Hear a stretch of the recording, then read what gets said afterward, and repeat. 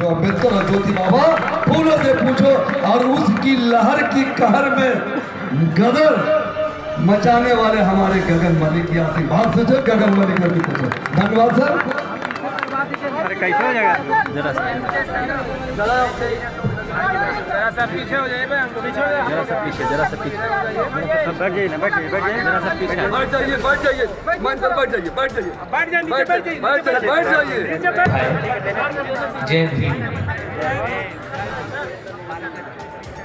मैं नवादा आया हूँ और मुझे कहा गया था कि नवादा के लोगों में काफ़ी ज़्यादा जोश है, एक बार आप आएंगे तो हमेशा के लिए याद रखेंगे।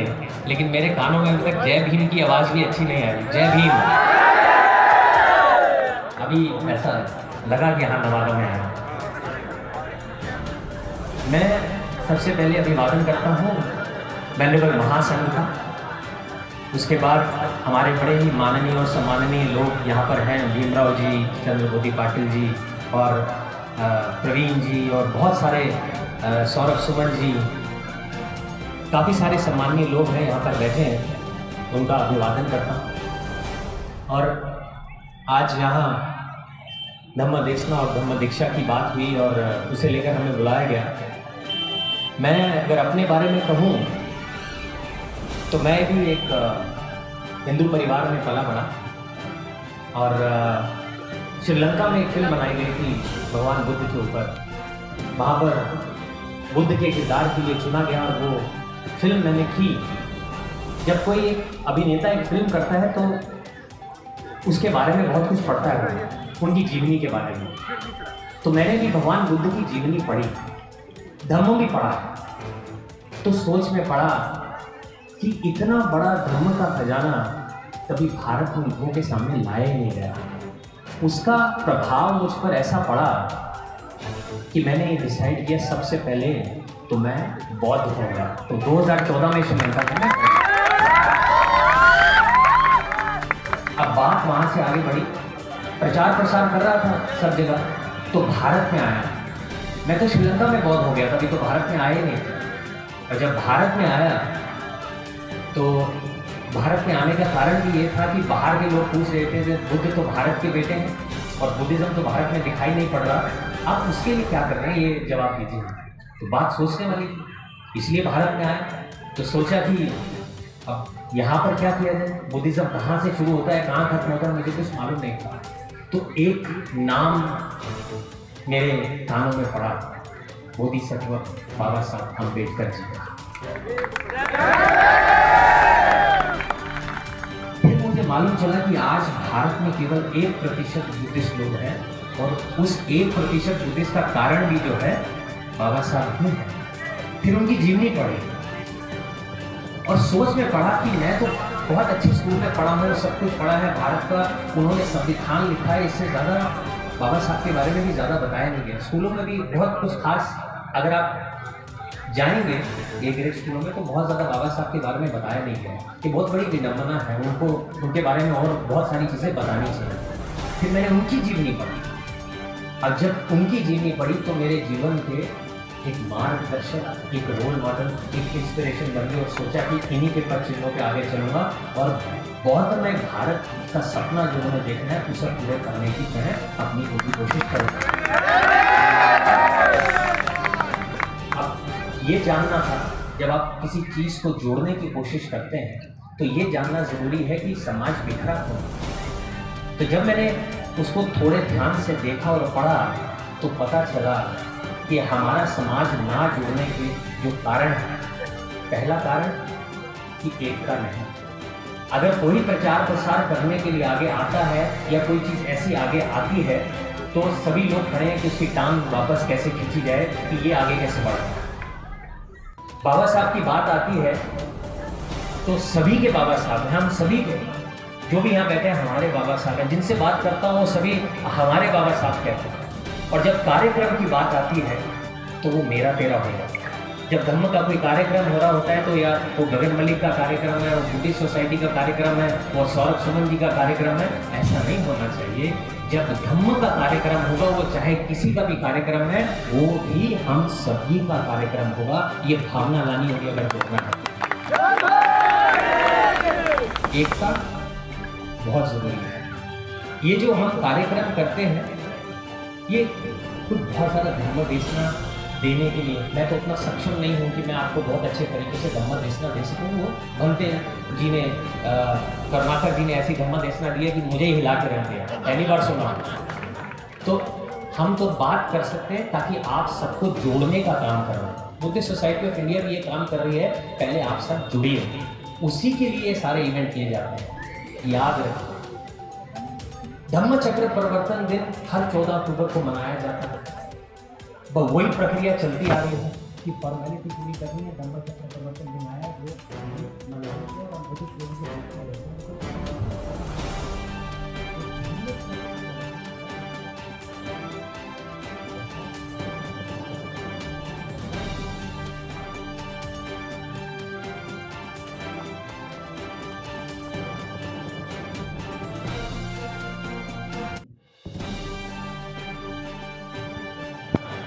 तो वो क्रांति अब शुरू हुई है, उसे आपका फर्ज है कि आप उसे रुकने न दें। जो धम्म चक्र चला है वो चलता रहे। दूसरा, हमारे देश में बहुत सारी महासंघ है, भिक्षु महासंघ, कितनी सारी महासंघ है। मैंने देशों के दौरे किए, बहुत सारे बौद्ध राष्ट्रों में, वहाँ तो सब एक ही महासंघ है। भारत में तो हजारों महासंघ है। तो सबसे पहले ये बहुत जरूरी है कि एक महासंघ का निर्माण होना और उसकी एप्लीकेशन भारत की महासंघ की दूसरे देशों के साथ करवानी है। आज 84,000 मूर्तियों का संकल्प लिया है। अपनी फाउंडेशन का नाम गगन मलिक फाउंडेशन रखना पड़ा। उसका कारण यही है कि बाहर के लोगों को यही नहीं मालूम चल रहा कि कौन सी फाउंडेशन या कौन सी ऑर्गेनाइजेशन सच्ची है और कौन सी झूठी है। जब महासंघ का निर्माण होगा तो किसी फाउंडेशन की भी जरूरत नहीं होगी। वो महासंघ से बात करेगी और हम जैसी organisation Buddhist Society of India या गगन मलिक फाउंडेशन, यहाँ की जो भी फाउंडेशन है, उनका काम होगा संघ को सपोर्ट करना। वो संघ को सपोर्ट करेंगे और संघ प्लान करेगा, मार्गदर्शक बनेगा कि हम बुद्धिज्म को पूरे भारत में लेकर कैसे जाएं। ऐसे बातें करने से नहीं होता। आपको बड़े सारी चीजें ऐसी हैं। मैंने बोला है, कार्ड से बुद्धिस्ट नहीं बनना है। अगर कार्ड से बुद्धिस्ट बनना है तो सभी बनते हैं। पंचशील आज 6 बार बोल दिया यहाँ पर पंचशील। आप में से आप सोच लो कि कितने लोग हैं जो पंचशील का पालन करना। मैंने को झूठ नहीं बोलना। कितने लोग हैं यहाँ जो झूठ नहीं बोलते। मैं अल्कोहल, दारू, शराब से नहीं कहूँगा।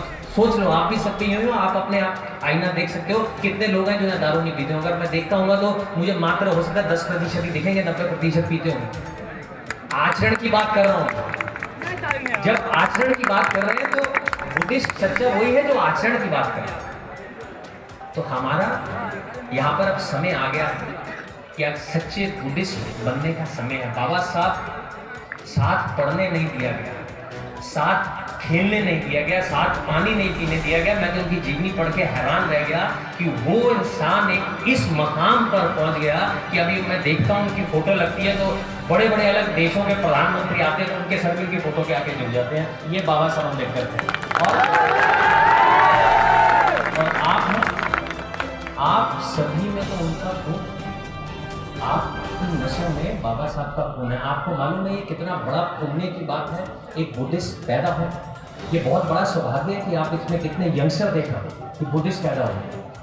हम बुद्धिस्ट सोसाइटी ऑफ इंडिया की तरफ से, अपनी फाउंडेशन की तरफ से हम ये कोशिश करना चाहते हैं, जितने यंगस्टर्स यहाँ दिख रहे हैं बुद्धिस्ट, उनका दिमाग बहुत तेज है क्योंकि वो धम्म को जानते हैं। तो उनके लिए आने वाले समय में हमें कुछ ऐसे काम करने चाहिए कि उनका अपलिफ्टमेंट कैसे किया जा सके। हमारे अगर यंगस्टर्स ऊपर आएंगे किसी तरीके से, किसी स्किल डेवलपमेंट में या उनके बाहर के देशों में उन्हें भेजकर कई सारी चीज़ें ऐसी की जाए, तब एक बड़ा बदलाव आने की पूरी आशा मैं कर सकता हूँ। आज मैं नवादा में आया हूँ। ये वादा है, अभी नवादा में आए हैं। मैंने काफ़ी घंटे जी से भी डिस्कशन किया, सारा सुमन जी से भी किया और जितने भी यहाँ पे ऑर्गेनाइजिंग कमेटी है कि अब हम जुड़कर काम करेंगे। ये पहला कार्यक्रम ऐसा हुआ है कि यहाँ पर मैं देख रहा हूँ काफ़ी सारे लोग तादाद में आए हैं। मैं चाहता हूँ अगला कार्यक्रम ऐसा होना चाहिए कि स्टेडियम की धरती दिखनी नहीं चाहिए, इतने लोग यहाँ पर होने चाहिए। एक अच्छा सा जोश, ये यंगस्टर्स का जोश है और मैं चाहता हूँ आप सब लोग अपने आगे बढ़े, कंधे से कंधा मिलाकर आगे बढ़े और ये जो धम्म क्रांति आई है सालों के बाद, इसे आप रुकने ना दें। हम आपके साथ हैं, आप हमारा साथ दो। जो भी लोग, बहुत सारे ऐसे लोग होंगे जो ये चाहेंगे कि मैं धम्म सीखना चाहता हूँ, उसका भी पूरी तैयारी हमने की हुई है। थाईलैंड में आप टेम्परेरी भिक्षु बन सकते हैं, शराबमेर बन सकते हैं 15 दिन के लिए मिनिमम, 1 महीने 2 महीने के लिए। लेडीज जो है वो नन बन सकती हैं। और जो भी आने वाले समय में बाहर जाकर धर्म को अच्छे से जानना चाहता है, अच्छे से सीखना चाहता है, वो भी बुद्धिस्ट सोसाइटी ऑफ इंडिया को संपर्क करे, ताकि हम अपने जो यंगस्टर्स को हैं धर्म की सही परिभाषा सिखाने में उनकी हम मदद कर सकें। मैं थाईलैंड में 100 दिन के लिए भिक्षु बना, ज़्यादा लंबी बात नहीं है, अभी इसी साल ही बना, और 100 दिन के लिए रहा, मैं करीब 4 महीने भिक्षु बनकर रहा। वहाँ का माहौल देखिए आप कैसा है। मुझे कहा गया कि आपको सुबह 6 साढ़े 6 बजे उठना है, रेडी होना है, और बैंकॉक जैसी सिटी में आपको जाकर भिक्षा मांग कर आनी है, और जो खाना आपको मिलेगा वो आपस में आप बांट कर खाएंगे। जब ये ट्रेडिशन, ये प्रक्रिया आपको फॉलो करना, तो नंगे पाँव जाना है। तो मैंने कहा कि मुझे सिटी में अगर मैं कोई जाऊँगा तो क्या मुझे कोई खाना देगा? मैं कहा भारत में तो मैंने नहीं देखा, कोई भिक्षु जा रहा है तो खाना देने तो दूर की बात है, हम उनका सम्मान करना भी नहीं जानते, वहाँ तक की बात है। तो मैं जब वहाँ सुबह गया 6:30 बजे, बाहर निकला बिहार से, तो आप मानेंगे नहीं, वहाँ 200 लोग कतार में खड़े थे।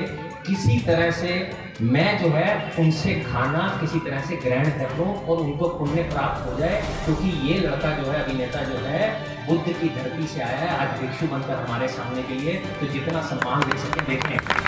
200 लोग, 1 घंटे के अंदर एक ट्रक भर के खाना गया, जिसे 90 भिक्षुओं ने खाया और बाकी जो बचा वो गरीबों में बांटा गया खाना। ये 1 घंटे की बात कर रहा हूँ। तो सोचो अभी हमें कितना काम और करना है।